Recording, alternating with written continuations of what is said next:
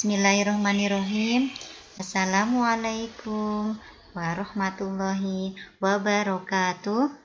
Alhamdulillahirrabbilalamin. Assalatu wassalamu ala asrofil anbiya'i wal mursalin wa ala alihi wa ashabihi ajma'in, amma ba'du. Alhamdulillah, puji syukur kehadirat Allah subhanahu wa ta'ala yang telah memberikan rahmat dan hidayahnya kepada kita, sehingga pada hari ini kita masih diberi nikmat sehat. Pada hari ini kita masih bertemu kembali untuk belajar bersama lewat online. Sholawat dan salam semoga tercurahkan kepada junjungan Nabi besar Muhammad Shallallahu Alaihi Wasallam beserta para keluarga, sahabatnya, dan para pengikutnya yang selalu mengharapkan syafaatnya kelak di yaumil akhir. Allahumma amin. Ustazah sapa dulu ya. Selamat pagi anandaku semua.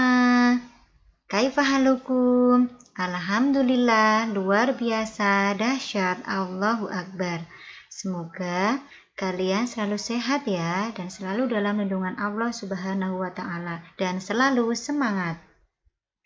Sebelum pembelajaran dimulai, mari kita membaca basmalah bersama-sama terlebih dahulu ya. Bismillahirrahmanirrahim. Semoga belajar kita hari ini mendapatkan ridho dari Allah subhanahu wa ta'ala. Amin amin ya rabbal alamin.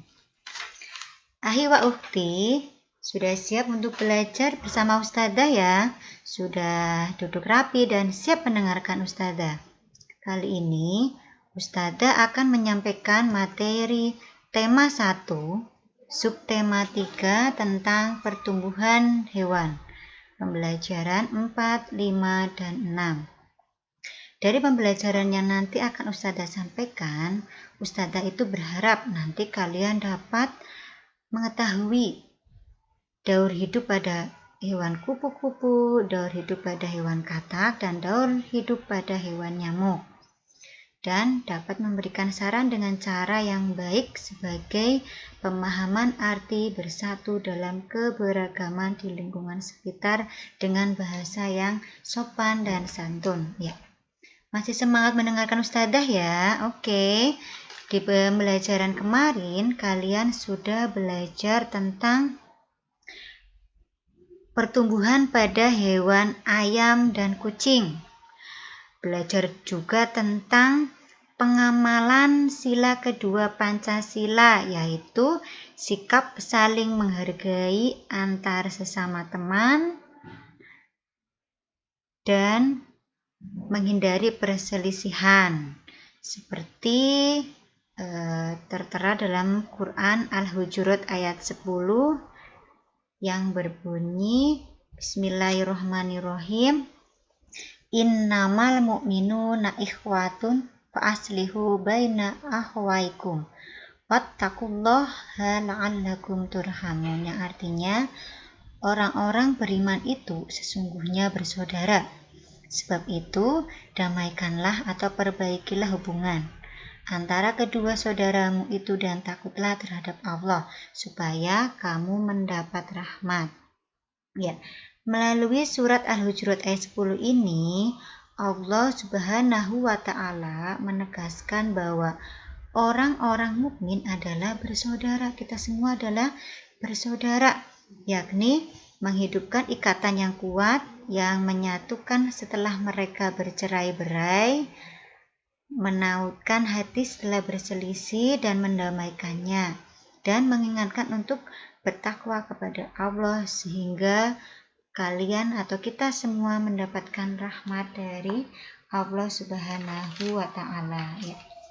Sekarang kita akan belajar di pembelajaran 4. Kita nanti akan belajar apa saja ya? Ya, kita akan belajar tentang daur hidup pada kupu-kupu, meniru gerak sesuai tahapan daur hidup kupu-kupu, dan pengalaman atau pengamalan Pancasila sila kedua. Ya. Tahap-tahap pertumbuhan dan perkembangan makhluk hidup dari kecil hingga dewasa itu disebut daur hidup.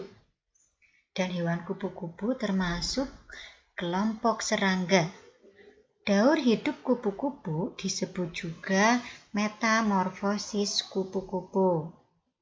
Ya, sekarang kita ke daur hidup kupu-kupu ya. Sekarang anak-anak bisa perhatikan ya.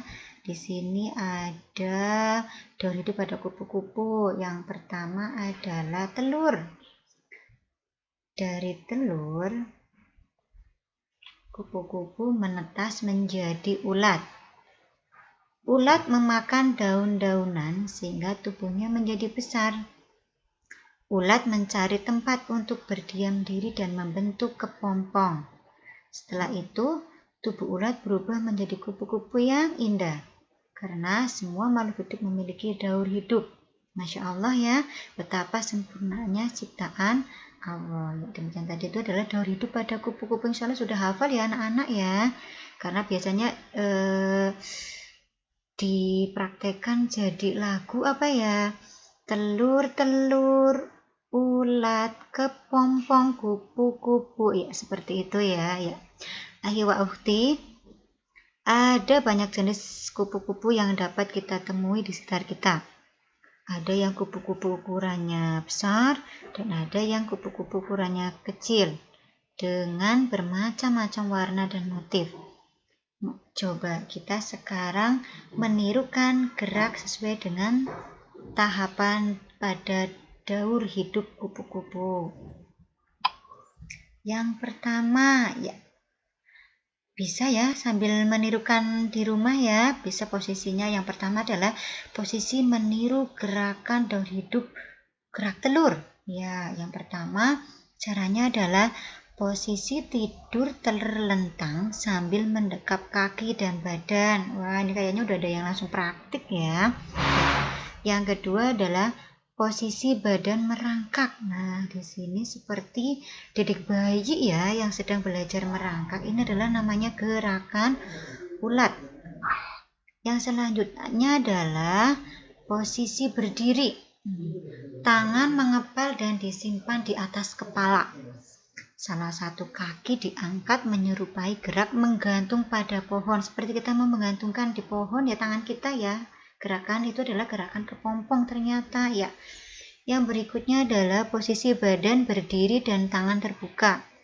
Kemudian bergerak seperti gerak kupu-kupu. Berlari sambil melompat-lompat. Oke, bisa langsung ditirukan ya. Itu ada gerak telur, gerak ulat, gerak kepompong, dan yang terakhir adalah gerak kupu-kupu. Coba di antara 4 gerakan ini, kira-kira mana ya gerakan yang paling kalian sukai? Ada tidak yang merasa kesulitan untuk mengerjakan gerakan ini? Wah, hebat nih, semuanya mudah ya ternyata ya anak, semuanya bisa ya. Sekarang kita lanjut ke pengamalan atau pengalaman Pancasila sila kedua. Pancasila sila kedua itu berbunyi kemanusiaan yang adil dan beradab. Sila kedua ini dilambangkan dengan dengan rantai emas. Iya, dan berbunyi kemanusiaan yang adil dan beradab. Next. Coba pengamalan Pancasila sila kedua itu ada apa saja sih ya? Itu ada menyayangi teman, memberikan saran dengan baik kepada teman yang melakukan hal yang keliru, membantu teman dalam kesulitan, tidak membedakan teman, menghargai teman, menjenguk teman yang sakit. Itu juga termasuk contoh dari sikap Pancasila sila kedua. Oke ya, menjaga persatuan dalam memberikan dan menerima saran. Jadi ada cara-cara yang dapat kita lakukan agar terwujud kerukunan baik di rumah, di lingkungan, atau di sekolah. Yang pertama adalah ketika teman kita merasa kesusahan, maka kita membantunya dengan mengajari teman yang kesulitan dalam memahami pelajaran. Yang berikutnya adalah bekerja sama mengumpulkan sumbangan untuk korban bencana alam. Masya Allah ya, sungguh mulia sekali hatinya ya. Jadi dengan bekerja sama mengumpulkan sumbangan untuk korban bencana alam ini juga termasuk Contoh menjaga persatuan dalam mewujudkan kerukunan. Ada lagi memberikan saran kepada teman dan juga mau menerima saran dari teman. Cara-cara yang baik untuk dilakukan saat memberi atau menerima saran. Yang pertama kira-kira apa ya ini ya? Yang pertama adalah memberikan saran dengan sopan atau santun. Yang kedua adalah berterima kasih dan mau menerima masukan dari orang lain. Yang ketiga adalah ketika teman sedang memberikan pendapat, maka kita tidak memotong pembicaraan saat teman memberikan saran atau pendapat. Menghargai perbedaan di sekolah. Berikut cara memberikan saran yang baik untuk menghargai perbedaan yang ada. Yang pertama adalah ucapkan dengan bahasa yang santun. Yang kedua adalah beri solusi yang paling mudah untuk dilakukan. Yang ketiga adalah tidak memaksakan saran untuk diterima. Ya, sekarang kita masuk di pembelajaran 5. Selain kupu-kupu, ya kita mau belajar tentang daur hidup pada katak. Selain kupu-kupu, katak juga memiliki 4 tahap daur hidup. Ya, perhatikan gambar daur hidup katak. Ini semuanya ya. Yang pertama itu katak. Itu daur hidupnya yang pertama dari telur, kemudian menjadi berudu, lalu kemudian menjadi katak muda, lalu berubah menjadi katak dewasa. Katak mengalami perubahan bentuk yang sangat berbeda. Dari daur hidup katak yang dimulai dari telur berubah menjadi berudu, kemudian berudu berubah menjadi katak muda yang memiliki ekor, kemudian katak muda berkembang menjadi katak dewasa. Ya, bagaimanakah tahap daur hidup katak? Ada yang bisa menjawab apa tidak nih? Iya, hebat. Yang pertama adalah daur hidup katak dimulai dari telur. Kemudian telur berubah menjadi berudu atau kecebong. Yang ketiga, berudu atau kecebong berubah menjadi katak muda. Kemudian katak muda berubah menjadi katak dewasa. Ya, sekarang kita ke pembelajaran 6. Di sini pembelajaran 6, coba perhatikan, Ahi wa Ukhti ya. Ini ada gambar apa kira-kira ya? Iya betul, ini adalah gambar penyu. Ada nggak yang kira-kira berani menyentuhnya? Penyu berkembang biak dengan cara bertelur. Dan penyu juga termasuk hewan yang dilindungi. Salah satu tempat berlindungnya adalah dengan membuat penangkar atau pembiakan penyu. Sekarang kita mengamati gambar berikutnya. Kira-kira ada gambar apa ya? Ya, di sini ada telur, ada jentik-jentik, ada pupa, dan ada nyamuk dewasa. Kira-kira ini daur hidup pada hewan apa ya? Ya, betul sekali. Ini adalah daur hidup pada nyamuk.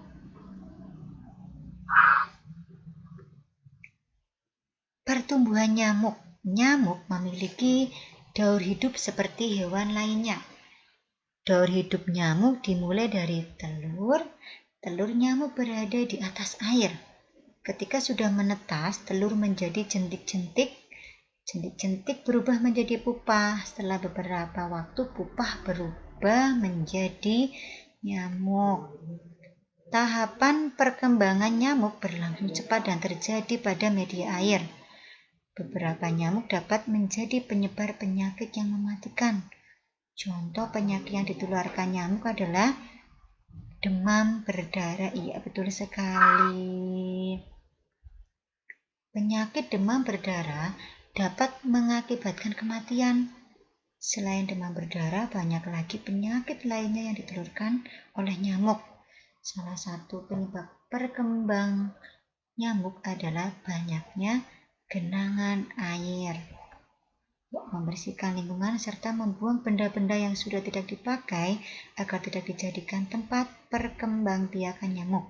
Oleh karena itu, mari kita bersama-sama mengingatkan masyarakat agar menjaga lingkungan melalui poster ya.